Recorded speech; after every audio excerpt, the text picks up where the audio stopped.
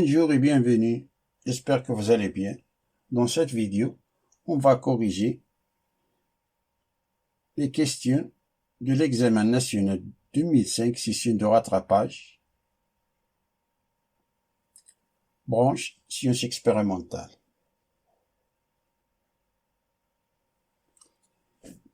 La question numéro 1 nous dit de résoudre l'équation différentielle y seconde plus y pi moins 6y est égal à 0.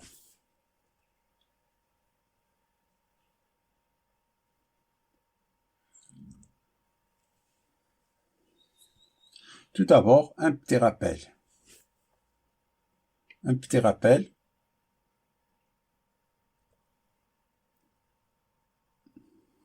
La forme générale d'une équation différentielle linéaire du second degré à coefficient constante homogène et de la forme a y seconde plus b y pi plus c y est égal à 0.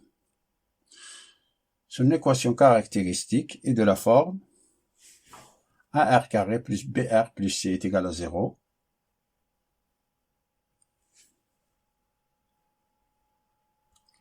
Si delta est strictement supérieur à 0, alors on a deux solutions différentes. R1 et R2. R1 qui est égal à moins b plus racine de delta divisé par 2a et R2 qui est égal à moins b moins racine de delta divisé par 2a. Alors la solution de l'équation différentielle yx est égal à alpha exponentielle de R1x plus bêta exponentielle de R2x, où alpha et bêta appartiennent à R. Si delta est égal à 0, alors on a une seule solution, que R est égal à moins b divisé par 2a. Et si ça c'est 0, c'est 0. C'est moins b divisé par 2a. Donc la solution de l'équation différentielle yx est égal à alpha plus bêta x, facteur de l'exponentielle de Rx, où alpha et bêta appartenant à R sont constantes. Si delta est inférieur à 0, alors on a deux solutions complexes. Que R1 qui est égal à moins b plus i racine de moins de delta divisé par 2a, et R2, si le conjugué, c'est moins b moins i racine de moins de delta divisé par 2a. Sous forme algébrique, c'est A1 plus IB1 qui est égal à R2, c'est A1 moins IB1. La solution de l'équation sera de la forme yx est égal à alpha exponentielle de R1x plus bêta exponentielle de R2 de x avec alpha et bêta appartenant à R. Ou bien yx est égal exponentielle A1x, A1 c'est la partie réelle, facteur de alpha cos de B1x, B1 c'est la partie imaginaire, cos B1x plus B sinus de B1x, où alpha et bêta sont deux constantes appartenant à R. Passons à la résolution de l'équation différentielle. Son équation caractéristique, c'est R carré plus R moins 6 est égal à 0. Alors on a delta, le discriminant, est égal à 1, c'est b au carré moins 4ac, c'est-à-dire 1 au carré, c'est 1, moins 4 fois moins 4ac, c'est-à-dire moins 4, fois a, c'est 1, fois c, c'est moins 6, qui est égal à 25. 1 plus 24, c'est 25. Donc, on a deux solutions réelles différentes. Alors, on a R est égal à moins 1, plus ou moins racine de 25 divisé par 2, qui est égal à moins 1 plus ou moins 5 divisé par 2. Ce qui veut dire que R est égal moins 5, moins 1 moins 5, c'est moins 6 divisé par 2, c'est moins 3. Ou bien, R est égal moins 1 plus 5, c'est 4, 4 divisé par 2, c'est 2.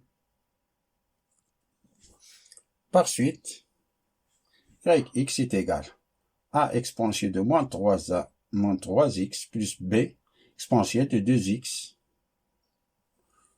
Appliquons ici. Où a et b appartiennent à R carré.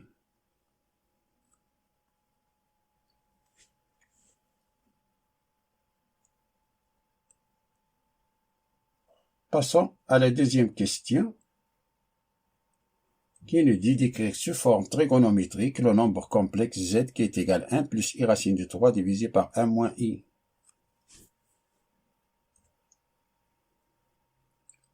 On a 1 plus i racine de 3 est égal à 2 facteurs de 1 demi plus i racine de 3 demi. On a factorisé par 2 car on a le module de 1 plus i racine de 3 est égal à la racine de 1 au carré plus racine de 3 au carré. Ça c'est 3 plus 1 c'est 4, racine de 4 c'est 2. C'est pour cela on a factorisé par 2. C'est 2 facteurs de 1 demi plus i racine de 3 demi. 1 demi c'est cosinus de pi sur 3. Et racine de 3 demi c'est sinus de pi sur 3. Alors, on a 1 plus i racine de 3 plus i qui est sous forme trigonométrique de la forme 2 facteurs de cos de pi sur 3 plus i sin de pi sur 3. Et sous forme exponentielle, c'est 2 exponentielle de i pi sur 3. Et 1 moins i est égal à racine de 2 facteurs de racine de 2 sur 2 moins i de racine de 2 sur 2.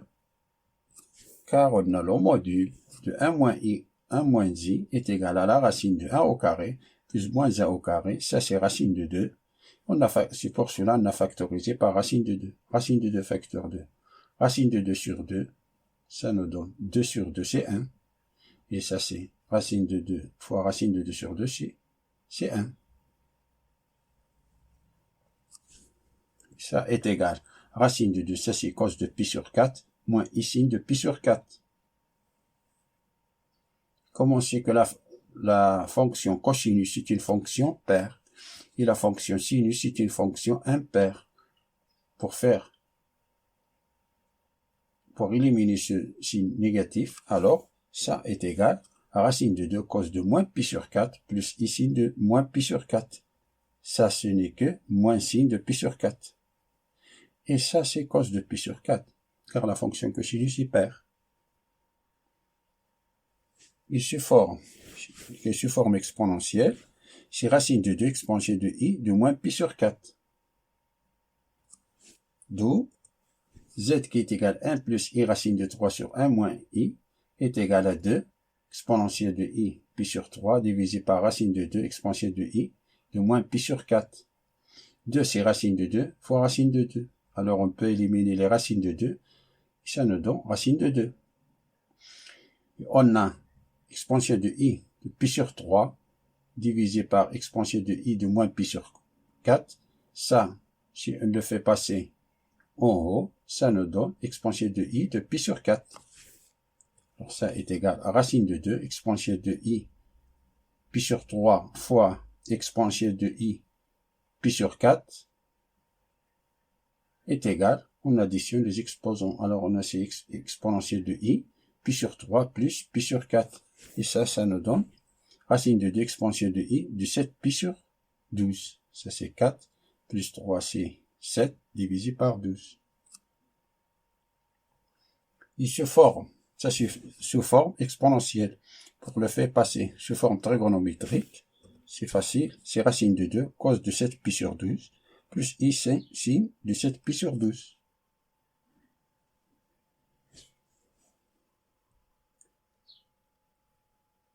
Passons à résoudre. Troisième question.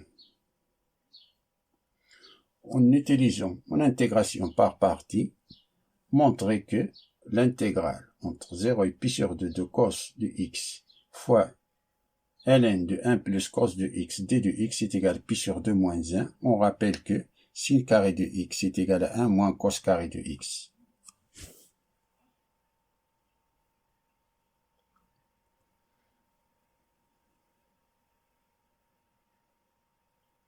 La formule d'intégration par partie est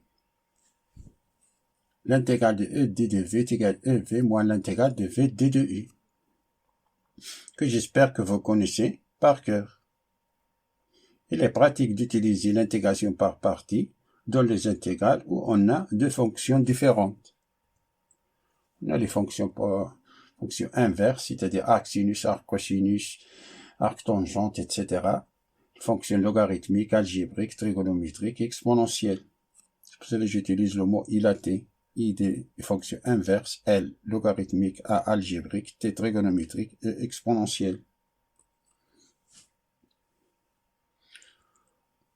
On a l'intégrale entre 0 et pi sur 2 de cos de x fois ln de 1 plus cos de x d de x. On a la fonction trigonométrique et la fonction logarithmique dont le mot ilaté apparaît. Fonction logarithmique avant la fonction trigonométrique. Donc, fonction u, c'est la fonction ln. Alors, on a u est égal à ln 1 plus cos de x implique d de u est égal la dérivée de ln de f de x, c'est f' de x sur f de x. C'est-à-dire, on a c'est 1 sur 1 plus cos de x fois la dérivée de 1 plus cos de x. La dérivée de 1, c'est 0. La dérivée de cos de x, c'est moins sin de x. Et d de v, c'est cos de x. Implique que v, c'est sinus de x, car on a, si on dérive sinus de x, ça nous donne cos de x. Donc, en appliquant cette formule-là, ça nous donne, entre crochets, le sin de x fois ln de 1 plus cos de x, entre 0 et pi sur 2, moins l'intégrale, entre 0 et pi sur 2, sin de x fois moins sin de x, c'est moins sin carré de x divisé par 1 plus cos de x d de x. Ça, lorsqu'on remplace x par pi sur 2, ça c'est 1, ça c'est 0, cos de pi sur 2 c'est 0. Alors on a ln de 1 c'est 0, 0 fois 1 c'est 0. Et lorsqu'on remplace x par 0, on a ça c'est 1. ln de 2, et sinus de 0 c'est 0. 0 fois ln de 2 c'est 0. Alors tout ceci, ça nous donne 0. On a ici moins l'intégrale entre 0 et pi sur 2 de moins sin carré de x sur 1 plus cos de x, sous moins là. Comme on ne dépend pas de x, alors on peut le faire sortir, ça nous donne l'intégrale entre 0 et pi sur 2 moins 1 fois moins 1, c'est 1. C'est positif. C'est sin carré de x divisé par 1 plus cos de x d de x. Et sin carré de x, ce n'est que 1 moins cos carré de x. 1 moins cos carré de x divisé par 1 plus cos de x.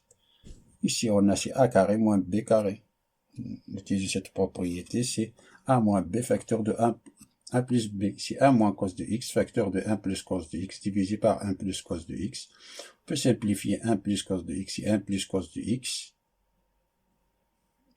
Ça nous donne l'intégrale entre 0 et pi sur 2 de 1 moins cos de x d de x. Ça, c'est une intégration directe. L'intégrale de 1, c'est x. Et l'intégrale de cos de x, c'est sin de x. Alors, on a, c'est entre crochets, entre 0 et pi sur 2 de x moins sin de x. Lorsqu'on remplace x par pi sur 2, ça c'est pi sur 2, ça c'est 1. C'est pi sur 2 moins 1. Et lorsqu'on remplace x par 0, ça c'est 0, ça 0. Alors, ça nous donne pi sur 2 moins 1. Voyons la quatrième question, qui nous dit, on pose E indice n est égal à n plus n tiers à la puissance n, pour tout n appartenant à n étoile, calculer en fonction de n la somme de S indice n qui est égal à U1 plus U2 plus U3 jusqu'à U indice n.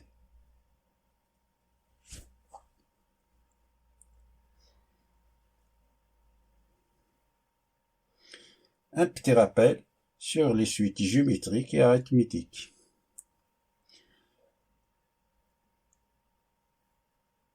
Lorsqu'on a une suite géométrique, U indice n plus 1 est égal à U indice n fois la raison d'une forme générale. U indice n est égal à U indice a fois r fois la raison à la puissance n moins a.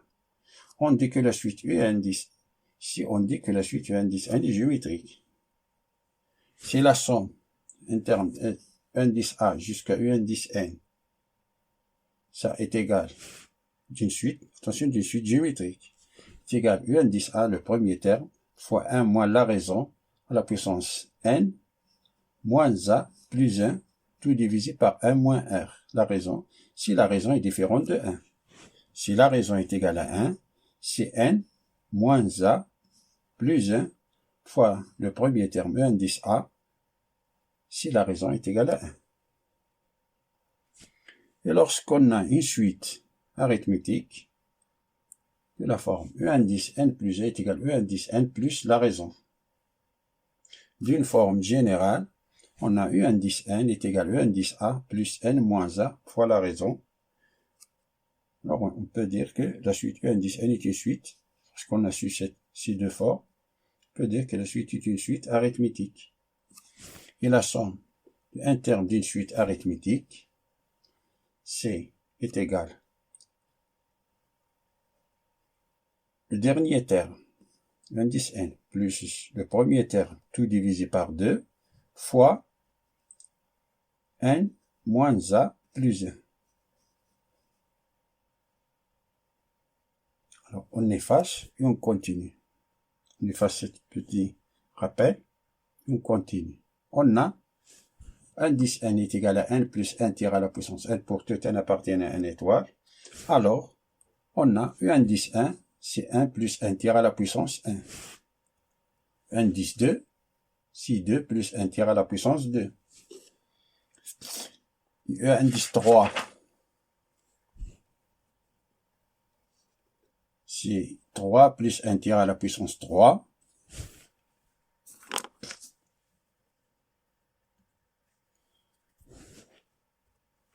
Et ainsi de suite, jusqu'à U indice n est égal à n plus 1 tiers à la puissance n. Donc, la somme de n termes de E1 jusqu'à U indice n, ça est égal à 1 plus 2 plus 3 jusqu'à n, plus 1 tiers au carré jusqu'à 1 tiers à la puissance n.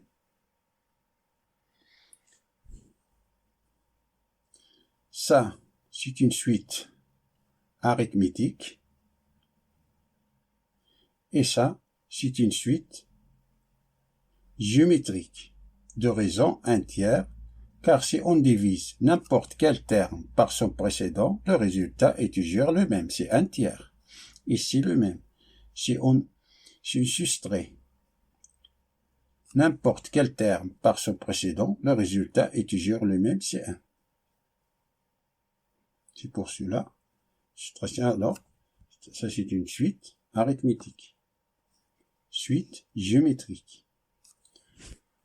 C'est que 1 plus 2 jusqu'à n est une suite arithmétique, alors ça est égal n moins 1 plus 1 fois, dernier terme c'est n plus 1 tout divisé par 2. Et ça nous donne n facteur de n plus 1 divisé par 2. Et ça c'est une suite géométrique. Alors on a 1 tiers à la puissance 1 jusqu'à 1 tiers à la puissance 1, ça est égal.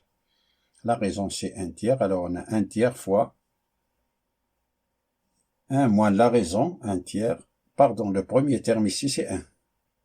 1 tiers, on a ici 1 tiers, le premier terme, la puissance 1 c'est 1 tiers, fois la raison, 1 moins la raison c'est 1 tiers à la puissance n moins 1 plus 1, tout divisé par 1 moins 1 tiers. Ça nous donne 1 tiers fois 1 moins 1 tiers à la puissance n, divisé par 2 tiers, ça c'est 2 tiers, qui est égal 1 tiers fois 1 sur 1, 2 tiers, ça c'est 2 tiers, je ne le fais pas passer en haut, c'est 3 demi.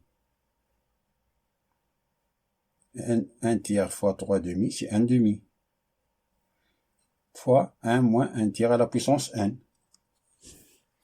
Donc, S indice n est égal à n facteur de n plus 1 divisé par 2 plus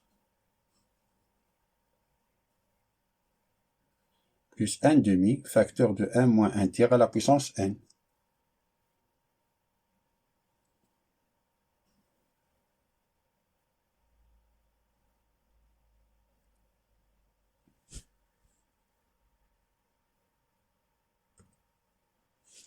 Merci d'avoir regardé cette vidéo. Je vous souhaite bonne chance et à bientôt.